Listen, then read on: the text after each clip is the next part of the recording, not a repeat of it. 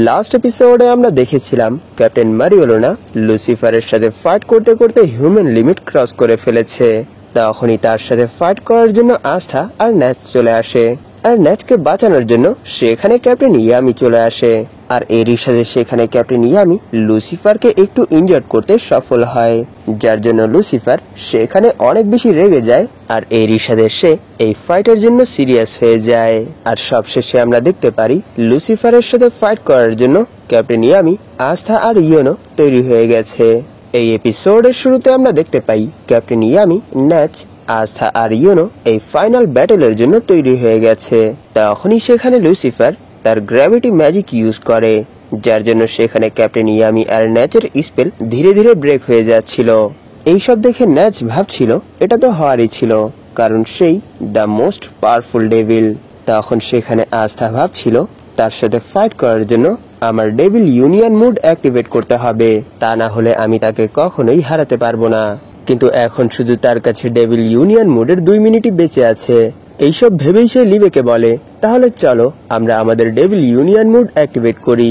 তখন লিভেও এর জন্য এগ্রি হয়ে যায়। আর এরই সাথে সে ভাবছিল তাহলে চলো এখন লিচিটার রিভেঞ্জ নেওয়ার সময় চলে এসেছে। এটা ভেবেই তারা সেখানে তাদের ডেভিল ইউনিয়ন মুড অ্যাক্টিভেট করে ফেলে। আর সেখানে আস্থার অ্যান্টি ম্যাজিকের জন্য ন্যাচের স্পেলের মধ্যেও ইন্টারফেয়ারেন্স হচ্ছিল, যার জন্য ন্যাচ আস্থাকে এই স্পেলের সাহায্যে আর ব্যাকআপ দিতে পারবে না। তখনই সেখানে আস্থা আবার লুসিফারের উপর ডিমন স্ল্যাশ আর ইনফিনিট স্ল্যাশ ইউজ করে, কিন্তু এইবার লুসিফার সেই অ্যাটাকটা ডজ করে ফেলে। আর এরই সাথে লুসিফার তার উপর অ্যাটাক করার জন্য তৈরি হয়ে বলে, তুমি আমার জন্য সব থেকে বেশি ডেঞ্জারাস, কিন্তু তোমাকে মারাটাই সব থেকে বেশি সহজ। আর সেই পাঞ্চ আস্থার বডিতে হিট হওয়ার আগেই সেখানে ক্যাপ্টেন ইয়ামি তার অ্যাটাকটা ব্লক করে ফেলে আর এরই সাথে তার উপর অ্যাটাক করে দেয়। কিন্তু লুসিফার এইবার সেই অ্যাটাকটা তার হাতের সাহায্যেই ব্লক করে ফেলে। এই জিনিসটা দেখে ক্যাপ্টেন ইয়ামি ভাবছিল তাকে কাটা তো আগের থেকেও বেশি কঠিন হয়ে গেছে। তখনই লুসিফার ক্যাপ্টেন ইয়ামির উপর তার গ্র্যাভিটি প্রেসার ইউজ করে, যার জন্য ক্যাপ্টেন ইয়ামির এক হাত অনেক বেশি ড্যামেজ হয়ে যায়। তখনই সেখানে ইয়োনো চলে আসে আর এরই সাথে সে ক্যাপ্টেন ইয়ামিকে সেভ করে ফেলে। তখনই তিনি দেখতে পায় এই সময় ইয়োনোর কাছে 2টো গ্রিমোর আছে। তখন তিনি ইয়োনোকে এখানে তাকে সেভ করার জন্য ধন্যবাদ জানায়। তখন সেখানে ন্যাচ ভাবছিল এখানে ইয়ামি আর আস্থাই লুসিফারের বিরুদ্ধে ফাইট করতে পারবে, কিন্তু এখন তো ইয়ামির এক হাত ড্যামেজ হয়ে গেছে, তাই সে এখানে এক হাতের সাহায্যে কতটুকুই বা হার্ড ফাইট করতে পারবে। তখন সেখানে ইয়োনো ভাবছিল আমি এখানে আমার স্টার ম্যাজিকের সাহায্যে আস্থার সাহায্য করতে পারবো না, কারণ এই সময় সে তার ডেভিল ইউনিয়ন মুড অ্যাক্টিভেট করে রেখেছে, যার জন্য তার বডির চারপাশে অ্যান্টি ম্যাজিক ঘোরাঘুরি করছে। এরই জন্য তার ক্লোজ যেই ম্যাজিকে যাবে সেই ম্যাজিকই কেটে যাবে। আর এমনিতেও এই সময় আস্থা অনেক বেশি ইনজার্ড হয়ে আছে। তখন ন্যাচ আর ইয়োনো একসাথে ভাবতে শুরু করে, তাহলে এখন আমাদের কার উপর বেট করা দরকার, ক্যাপ্টেন ইয়ামি নাকি আস্থা? তাদের মধ্যে কে লুসিফারকে মারতে পারবে?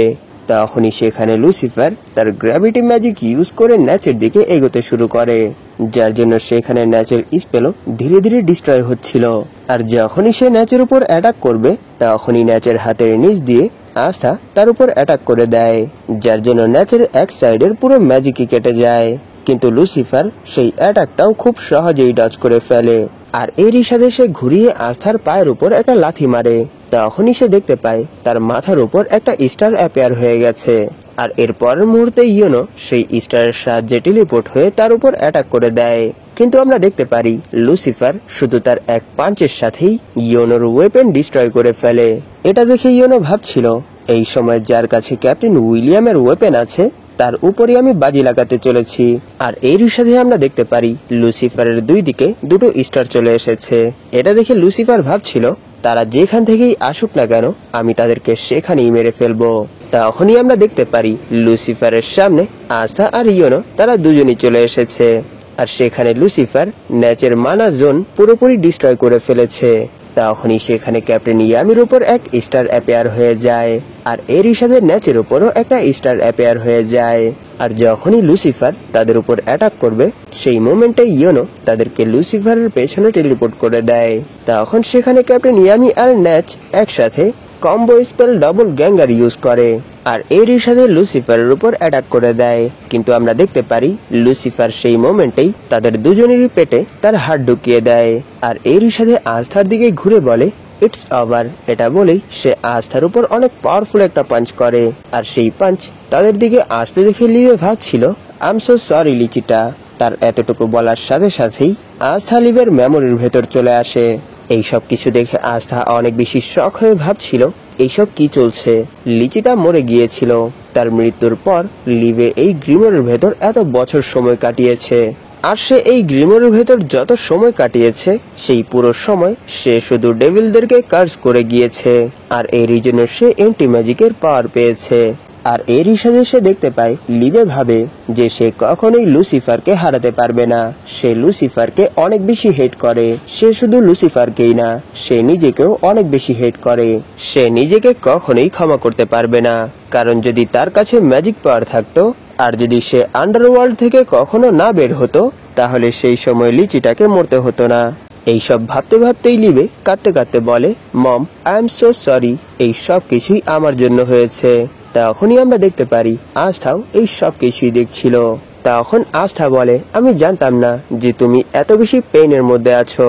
এই ওয়ার্ল্ডের মধ্যে আমি একমাত্র পার্সন ছিলাম যার কাছে কোনো ম্যাজিক পাওয়ার ছিল না, যার জন্য আমাকে অনেক বেশি হার্ডশিপস ফেস করতে হয়েছে।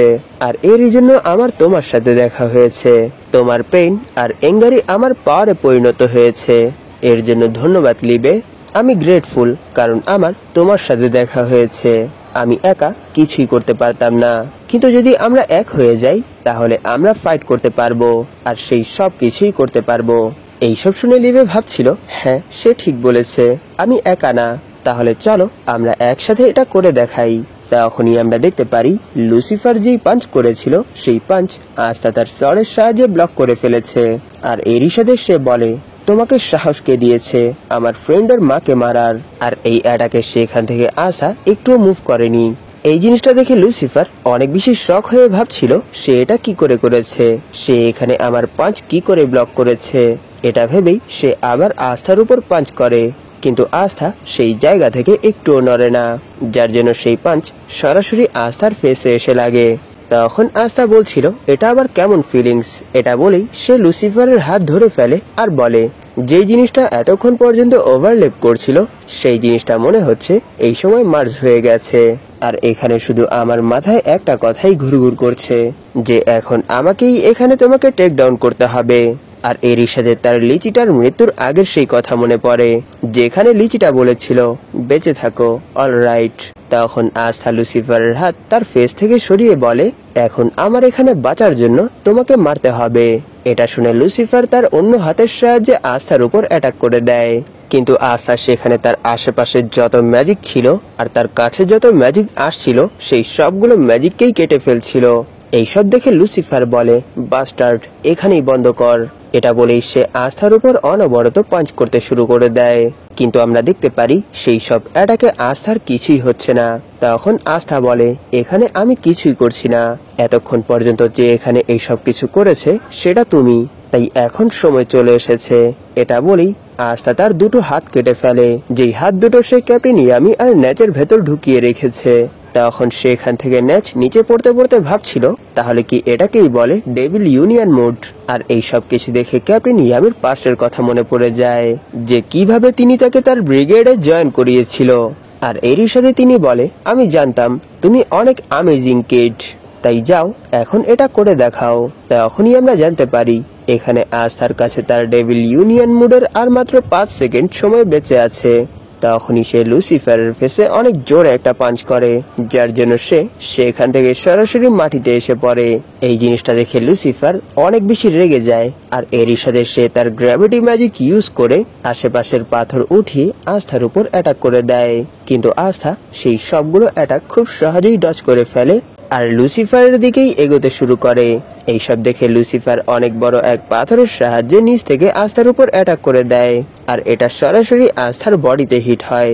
তখনই আমরা একটা ফ্ল্যাশব্যাক দেখতে পাই যেখানে লিচিটা লিভেকে বলে আমার একটা বাচ্চা আছে আর তারও চেহারা হুবহু তোমার মতোই, আর আমি এর জন্য অনেক বেশি খুশি ছিলাম যে সে হেলদি জন্ম নিয়েছিল, কিন্তু যদি আমি তাকে আমার কাছে রাখতাম তাহলে আমি আমার পাওয়ারের জন্য তার লাইফ ফোর্স অ্যাবজর্ব করে ফেলতাম। এরই জন্য তাকে আমি ছেড়ে দিয়েছি। সত্যি আমি একটা ভালো মা হতে পারিনি। এইসব শুনে লিভেরও অনেক খারাপ লাগে। তখন লিচিটা আরো বলে, আমি কখনোই আমার সন্তানের সাথে থাকিনি। আমি কখনোই তাকে আমার এই হাতের সাহায্যে ধরতে পারিনি। আমার মনে হয় না আমি তাকে আর কখনো দেখতেও পারবো। কিন্তু কাল, পরশু, সব সময় আমি তাকে ভালোবাসবো। আর প্রেজেন্টে লুসিফারের পাঞ্চ সরাসরি আস্থার বুকে এসে লাগে, কিন্তু এতে আস্থার কিছুই হয় না। আর এরই সাথে আস্থা এই সময় অনেক বেশি রেগেছিল। এটা দেখে লুসিফার এই জিনিসটা বুঝতে পারে যে আস্থা লিচিটার ছেলে। আর এরই সাথে সে বলে, তাহলে তুমি সেই ওয়ার্থলেস ওমেনের ছেলে যে প্রথমে আমার রাস্তায় আসতে চেয়েছিল। এটা বলেই সে আস্থার উপর একটা পাঞ্চ করে, কিন্তু আস্থা সেই পাঞ্চ পড়ার আগেই লুসিফারের শিং কেটে ফেলে। এই জিনিসটা দেখে লুসিফার অনেক বেশি রেগে যায়। আর এরই সাথে সে যখনই তার উপর আরেকটা পাঞ্চ করবে তখনই আস্থা সেই পাঞ্চ ডজ করে তার একটা হাতি কেটে ফেলে আর বলে, এখানে তুমি ওয়ার্থলেস।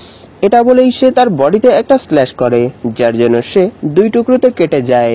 আর এরই সাথে সে অপর পাশ থেকে তার বডিতে আরো একটা স্ল্যাশ করে, যার জন্য তার বডি 4 টুকরোতে কেটে যায়। আর এরই সাথে আমরা দেখতে পারি আস্থার ডেভিল ইউনিয়ন মুড শেষ হয়ে গেছে। তখন সেখানে আস্থা আর লিভে লুসিফারের কাটা বডির সামনে দাঁড়িয়ে বলে, যখন তুমি শেষ হয়ে যাবে তখন আমরা চলে যাব, আর এরপর আমরা অনেক খুশি থাকব।